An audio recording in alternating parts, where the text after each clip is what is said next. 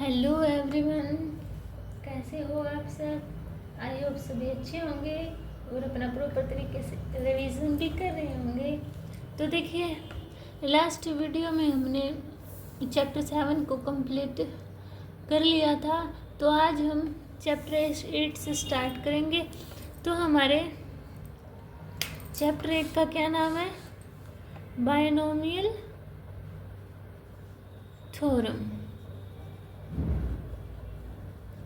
ठीक है, इसका आज हम इंट्रोडक्शन करेंगे। तो देखिए, इंट्रोडक्शन में यानी कि क्या है बायनोमियल थ्योरम में, क्या है और कौन कौन सी टर्म आ जाएंगी। यानी कि हमें अगर मिडल टर्म पूछ ली कैसे सोल्व आउट करनी है, या फिर हमसे जर्नल टर्म पूछ ले सोल्व आउट करनी है, तो कैसे फाइंड आउट करेंगे हम मिडल टर्म जर्नल टर्म को बायनोमियल थ्योरम की हेल्प से। ठीक है, जैसे कि मेरे पास 99 का होल स्क्वायर दे दिया, तो मैं इसको 100 - 1 का होल स्क्वायर लिख सकती हूँ।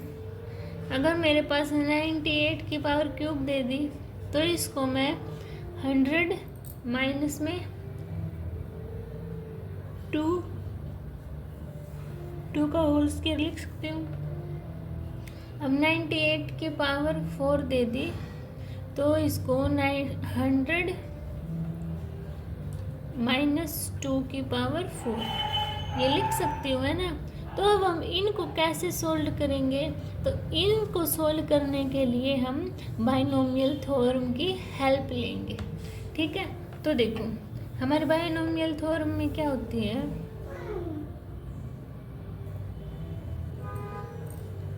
a प्लस बी की पावर n, है ना। क्या होगी हमारी NC0 a की पावर n प्लस में, यहाँ पे NC0 था तो एक इनक्रीज 1, a की पावर एक डिक्रीज हो जाएगा, और डिक्रीज होगा तो हमारे साथ b इसमें ऐड हो जाएगा। ठीक है, अब देखो अगले टर्म NC2 यानी कि इंक्रीज a की पावर डिक्रीज n-1, डिक्रीज हुई तो b की पावर क्या होती जाएगी, इंक्रीज। जैसे कि एक और टर्म देखो अगली, क्या NC3 a की पावर n-3 b की power 3 plus up to nth term हमारी NCN a की पावर डिक्रीज होती जा रही है ना, तो a की पावर n-n तो 0 हो जाएगा। तो क्या बचेगा हमारे पास b की पावर n, ये हमारे पास बचेगी। ठीक है, क्लियर हुआ इतना सभी को? ये कैसे फाइंड आउट होगा हमारा, हमने किया था ना लास्ट एक्सरसाइज में परमुटेशन कॉम्बिनेशन में, NCR equal to n factorial upon में r फैक्टोरियल और n माइनस r फैक्टोरियल।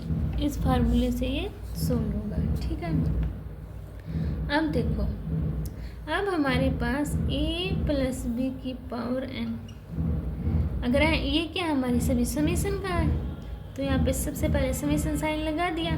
तो देखो NC0 NC1 NC2 ये होता जा रहा है ना, तो क्या करूँगी मैं इसको k मान लेती हूँ, kth टर्म तक का। ठीक है, और a की पावर देखो -1 -2 -3, तो n माइनस k तक हो जाएगा। इतनी बात समझ में आई।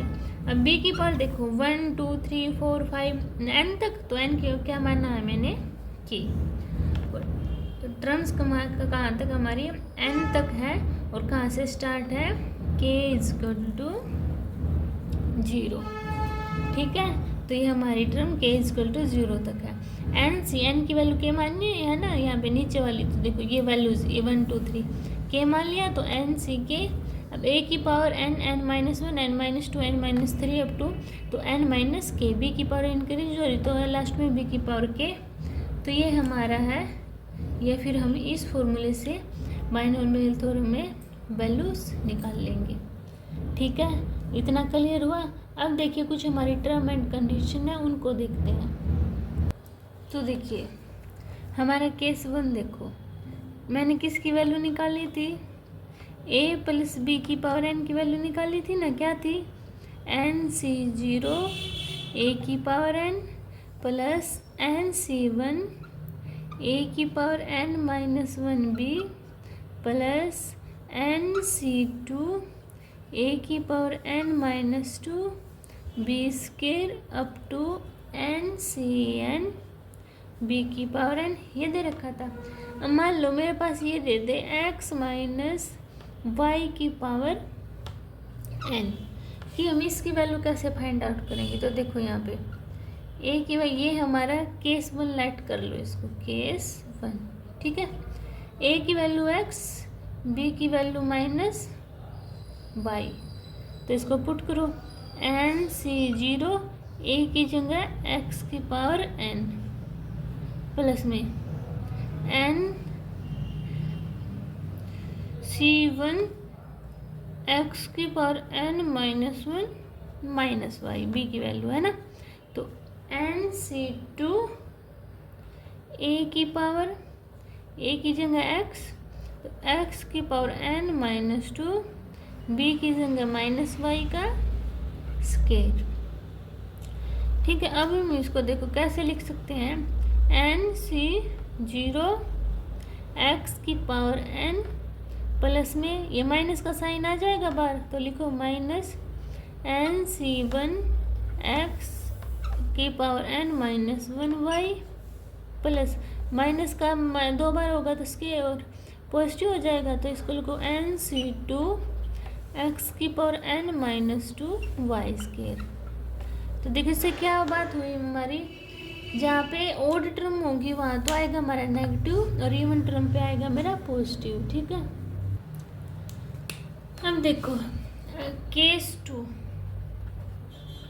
अगर मेरे पास केस 2 में a इक्वल टू 1 दे दे और b इक्वल टू x दे दे, तो क्या 1 प्लस x की पावर n, तो इसमें कैसे बनेगा, NC0 1 रखो या ना रखो एक बात है, तो प्लस में अब क्या NC1 1 तो रखना ही नहीं है, x की पावर b होता है ना यहाँ पे, तो एक ही आएगा प्लस में NC2 x के, ये ऐसे होती जाएगी, ठीक है। आपको ऐसे याद रखनी है NC0 plus NC1 x plus NC2 x के, ठीक है। समझ आई सभी को। अब देखो हमारा थर्ड केस, क्या केस थर्ड, a की वैल्यू मान ले 1 और b की वैल्यू मान ले माइनस x, तो क्या हमारा 1 माइनस x की पावर n, तो सेम एज इट इज इसकी होगा क्या NC0 minus NC1x plus NC2 x square minus, ठीक है। ये हमारी केस थर्ड होगा, ठीक है। अब हम देखते हैं मिडिल टर्म और जनरल टर्म कैसे निकालते हैं।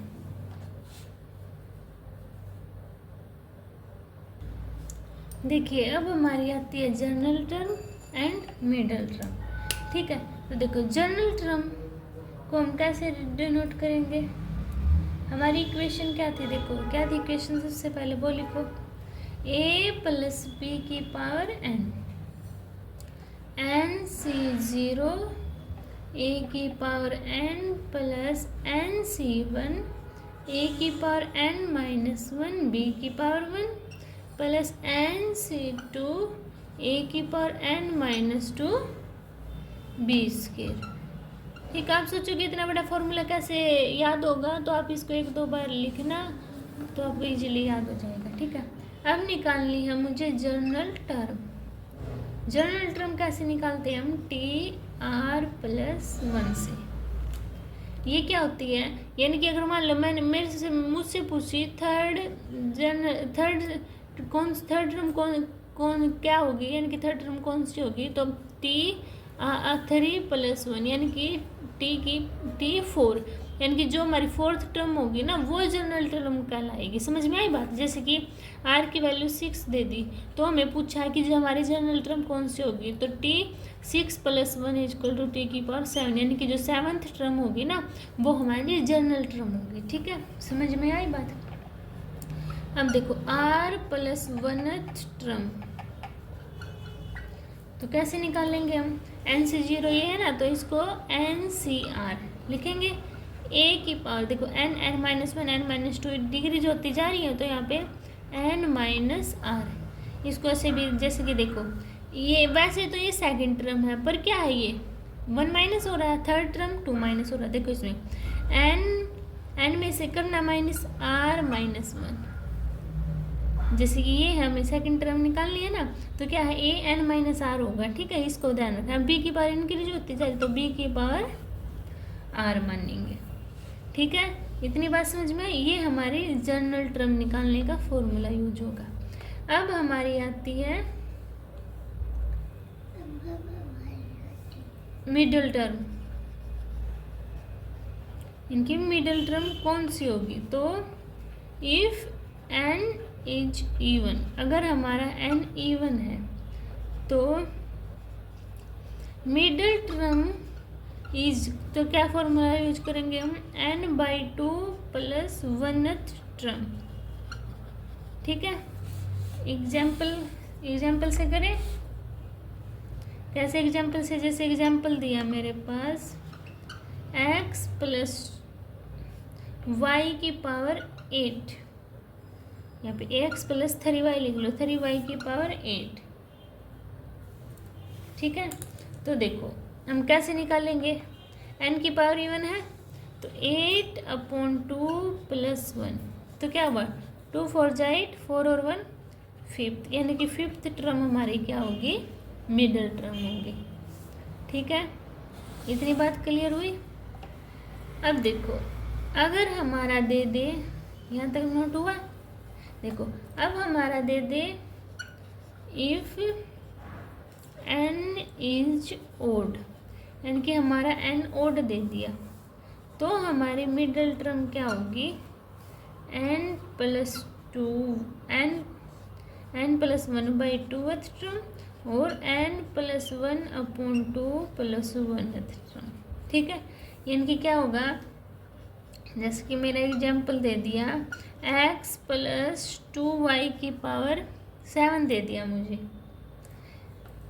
तो कैसे निकालूंगी? क्या काम करना है मुझे? डायरेक्ट 7 है इसमें 1 ऐड करके 2 से डिवाइड कर देना। जैसे 7 + 1/2th टर्म कितना है मेरा? 4th। और इसमें 7 + 1/2 + 1th टर्म इसका कितना आया? 5th terms. वैसे भी हम डायरेक्ट कर सकते हैं। कैसे? 7 दिया है तो 7 में 1 ऐड करो, 2 से डिवाइड करो तो 4 और 4 से अगली 5, इनकी ये 2 टर्म होंगी जो हमारी मिडिल टर्म होंगी इनके बीच में। ठीक है, समझ आया सभी को? तो ये हमारा इंट्रोडक्शन था। आप इसको रिवाइज करना। नेक्स्ट वीडियो में हम एक्सरसाइज 8.1 से स्टार्ट करेंगे। अगर आपको कोई भी डाउट होता है तो आप कमेंट सेक्शन में बता देना, आपके डाउट क्लियर हो जाएंगे। मिलते हैं नेक्स्ट वीडियो में, तब तक के लिए बाय बाय।